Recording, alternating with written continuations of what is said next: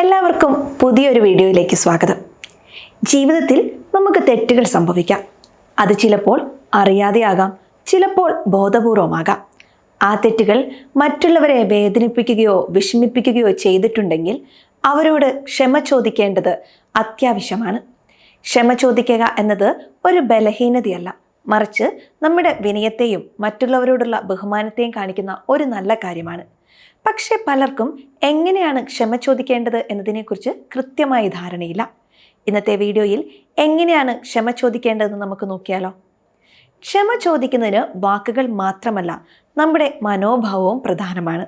എങ്ങനെ ശരിയായ വാക്കുകൾ ഉപയോഗിക്കാം, എങ്ങനെയുള്ള സാഹചര്യങ്ങളിൽ ക്ഷമ ചോദിക്കണം എന്നതിനെക്കുറിച്ച് നമുക്ക് വിശദമായി തന്നെ ചർച്ച ചെയ്യാം. ക്ഷമ ചോദിക്കേണ്ടത് എന്തുകൊണ്ട് എന്ന് ചിന്തിക്കുന്നവരുണ്ടാകാം.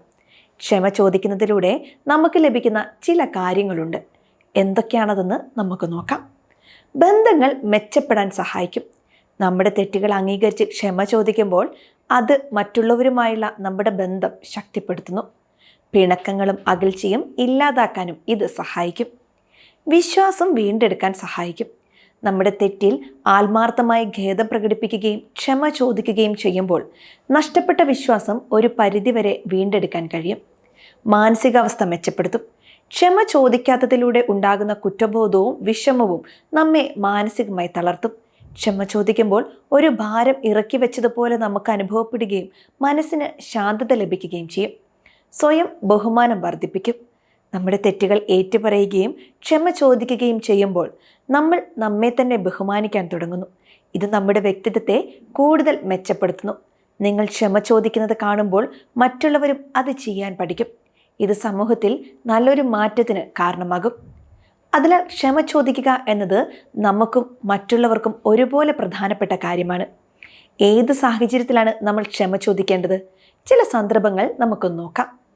നമ്മുടെ വാക്കുകൾ മറ്റൊരാളെ വേദനിപ്പിക്കുമ്പോൾ നമ്മൾ മാപ്പ് പറയാൻ തയ്യാറാകണം. നമ്മൾ അറിയാതെ പറഞ്ഞ ഒരു വാക്കുപോലും അയാളുടെ മനസ്സിനെ വേദനിപ്പിച്ചേക്കാം.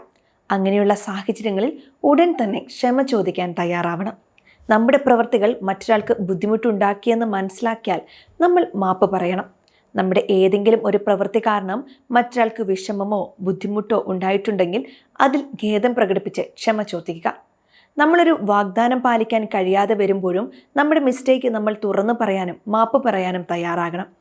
നമ്മൾ ഒരാൾക്ക് കൊടുത്ത വാക്ക് പാലിക്കാൻ കഴിയാതെ വരുമ്പോൾ അതിന് വ്യക്തമായ കാരണം പറയുകയും ക്ഷമ ചോദിക്കുകയും ചെയ്യണം. നമ്മുടെ അശ്രദ്ധ കാരണം ഒരു തെറ്റ് സംഭവിച്ചു എന്ന് നമുക്ക് മനസ്സിലായാൽ നമ്മൾ മാപ്പ് പറയുക എന്നതും വളരെ പ്രധാനപ്പെട്ട കാര്യമാണ്. നമ്മുടെ ശ്രദ്ധക്കുറവ് മൂലം ഒരു തെറ്റ് സംഭവിച്ചാൽ അത് ഏറ്റുപറഞ്ഞ് ക്ഷമ ചോദിക്കുക. ഒരാൾ നമ്മളിൽ അർപ്പിച്ച വിശ്വാസം നമ്മൾ തെറ്റിച്ചാൽ ആത്മാർത്ഥമായി ക്ഷമ ചോദിക്കുകയും ഇനി അത് ആവർത്തിക്കില്ല എന്ന് ഉറപ്പ് നൽകുകയും ചെയ്യാം. ഈ സാഹചര്യങ്ങളിൽ ക്ഷമ ചോദിക്കുന്നത് നമ്മുടെ ബന്ധങ്ങളെ കൂടുതൽ ദൃഢമാക്കാൻ സഹായിക്കും. തെറ്റിനെക്കുറിച്ച് സംസാരിച്ച ശേഷം ക്ഷമ ചോദിക്കുന്നത് ബന്ധം ദൃഢമാക്കാൻ നമ്മെ സഹായിക്കും. ക്ഷമ ചോദിക്കുന്നതിനൊപ്പം ഉത്തരവാദിത്തം ഏറ്റെടുക്കുക. ഭാവിയിൽ ഇത് ആവർത്തിക്കില്ല എന്ന് ഉറപ്പ് നൽകുക. അതോടൊപ്പം അനുയോജ്യമായ സാഹചര്യങ്ങളിൽ ക്ഷമ ചോദിക്കുന്നതിനൊപ്പം ഒരു സമ്മാനവും നൽകുക. ക്ഷമ ചോദിക്കുമ്പോൾ നമ്മളുടെ ശരീരഭാഷ വളരെ പ്രധാനമാണ്. താഴ്മയോടെ തലകുനിക്കുക, നേരെ നോക്കി സംസാരിക്കുക, ആത്മാർത്ഥമായ ഒരു പുഞ്ചിരി നൽകുക എന്നിവയെല്ലാം വളരെ പ്രധാനമാണ്. ചിലപ്പോൾ വാക്കുകൾ കൊണ്ട് പറയാൻ ബുദ്ധിമുട്ടുള്ള കാര്യങ്ങൾ എഴുതി അറിയിക്കുന്നത് കൂടുതൽ ഫലപ്രദമാകും. ക്ഷമ പറയാൻ നാം തയ്യാറാകുമ്പോൾ ചില കാര്യങ്ങൾ ശ്രദ്ധിക്കണം. നിങ്ങളുടെ ക്ഷമാപണം ഹൃദയത്തിൽ നിന്ന് വരണം. യാന്ത്രികമായി പറയുന്ന ക്ഷമിക്കണം എന്ന വാക്കിന് അത്ര ഫലമുണ്ടാകില്ല എന്ന് നമുക്ക് തന്നെ അറിയാലോ.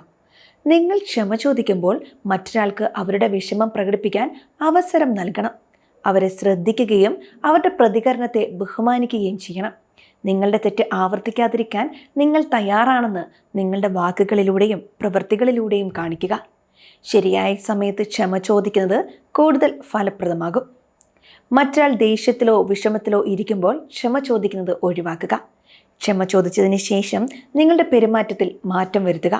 വാക്കുകൾ മാത്രമല്ല, പ്രവൃത്തികളും പ്രധാനമാണ് എന്ന് നമ്മൾ അറിയണം. നിങ്ങൾ ആത്മാർത്ഥമായി ക്ഷമ ചോദിച്ചതിന് ശേഷവും മറ്റൊരാൾ നിങ്ങളോട് ക്ഷമിക്കാൻ തയ്യാറായില്ലെങ്കിൽ അതിൽ നിരാശപ്പെടരുത്. നിങ്ങളുടെ ഭാഗം നിങ്ങൾ ചെയ്തു എന്ന് സമാധാനിക്കുക. ക്ഷമ ചോദിക്കുക എന്നത് ഒരു കലയാണ്. അത് പഠിച്ചെടുക്കുന്നതിലൂടെ നമുക്ക് നല്ല ബന്ധങ്ങൾ നിലനിർത്താനും സന്തോഷത്തോടെ ജീവിക്കാനും സാധിക്കും. ക്ഷമ ചോദിക്കുക എന്നത് ഒരു ബലഹീനതയല്ല, മറിച്ച് സ്നേഹത്തിൻ്റെയും ബഹുമാനത്തിൻ്റെയും അടയാളമാണ്. നമ്മുടെ തെറ്റുകൾ ഏറ്റുപറഞ്ഞ് ക്ഷമ ചോദിക്കുന്നതിലൂടെ നമുക്ക് പുതിയ ബന്ധങ്ങൾ സ്ഥാപിക്കാനും നിലവിലുള്ളവയെ ശക്തിപ്പെടുത്താനും സാധിക്കും. ഹൃദയത്തിൽ നിന്നുള്ള ഒരു ക്ഷമിക്കണം എന്ന വാക്കിന് ഒരുപാട് അത്ഭുതങ്ങൾ സൃഷ്ടിക്കാൻ കഴിയും. ക്ഷമ ചോദിക്കുക എന്നത് കേവലം ഒരു വാക്ക് പറയുന്നതിലൂടെ അവസാനിക്കുന്ന ഒരു കാര്യമല്ല. അത് നമ്മുടെ ഹൃദയത്തിൽ നിന്ന് ഉത്ഭവിക്കുന്ന ആത്മാർത്ഥമായ ഖേദത്തിൻ്റെ പ്രകടനമാണ്. തെറ്റുകൾ മനുഷ്യ സഹജമാണ്. ജീവിതത്തിൽ നമുക്ക് ഓരോരുത്തർക്കും അബദ്ധങ്ങൾ സംഭവിക്കാം. എന്നാൽ ആ തെറ്റുകൾ തിരിച്ചറിഞ്ഞ് അതിൽ ഖേദം പ്രകടിപ്പിച്ച് ക്ഷമ ചോദിക്കുമ്പോഴാണ് നമ്മൾ യഥാർത്ഥത്തിൽ വിനയവും പക്വതയും കാണിക്കുന്നത്. ക്ഷമ ചോദിക്കുന്നതിലൂടെ വ്യക്തിബന്ധങ്ങളിൽ ഒരു പുതിയ ഉണർവുണ്ടാക്കാൻ സാധിക്കും. പിണക്കങ്ങളും അകൽച്ചകളും ഇല്ലാതാവുകയും സ്നേഹവും വിശ്വാസവും വീണ്ടും പൂക്കുകയും ചെയ്യും. നഷ്ടപ്പെട്ട സൗഹൃദങ്ങൾ തിരികെ ലഭിക്കാനും കുടുംബ ബന്ധങ്ങൾ കൂടുതൽ ദൃഢമാകാനും ക്ഷമാപണം ഒരു പ്രധാന പങ്ക് വഹിക്കുന്നു. ക്ഷമ ചോദിക്കുന്ന വ്യക്തിക്ക് അത് മാനസികമായൊരു ആശ്വാസം നൽകുന്നു.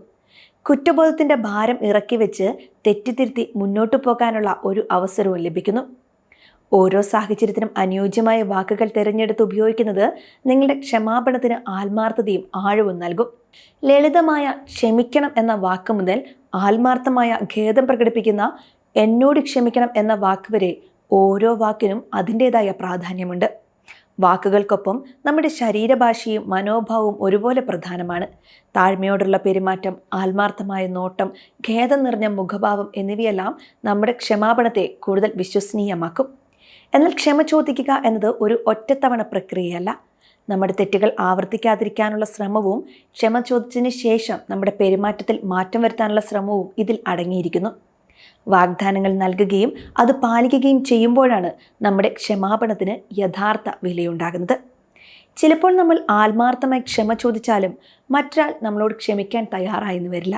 അങ്ങനെയുള്ള സാഹചര്യങ്ങളിൽ നമ്മൾ നിരാശപ്പെടാതെ നമ്മുടെ ഭാഗം നമ്മൾ പൂർത്തിയാക്കി എന്ന് സമാധാനിക്കുക. ക്ഷമിക്കാനുള്ള തീരുമാനം മറ്റൊരാളുടെ വ്യക്തിപരമായ കാര്യമാണ്. ക്ഷമ ചോദിക്കുക എന്നത് നമ്മൾ തുടക്കത്തിൽ പറഞ്ഞതുപോലെ ഒരു ദൗർബല്യമല്ല, മറിച്ച് ഒരു ശക്തിയാണ്. സ്വന്തം തെറ്റുകൾ ഏറ്റുപറയാനും മറ്റുള്ളവരോട് വിനയം കാണിക്കാനും ബന്ധങ്ങൾ മെച്ചപ്പെടുത്താനും കഴിയുന്നവർ യഥാർത്ഥത്തിൽ ശക്തരാണ്. അതിനാൽ തെറ്റുകൾ സംഭവിച്ചാൽ മടിക്കാതെ ക്ഷമ ചോദിക്കുക. ആ ഒരു വാക്ക് നിങ്ങളുടെ ജീവിതത്തിലും മറ്റുള്ളവരുടെ ജീവിതത്തിലും വലിയ മാറ്റങ്ങൾ കൊണ്ടുവരും.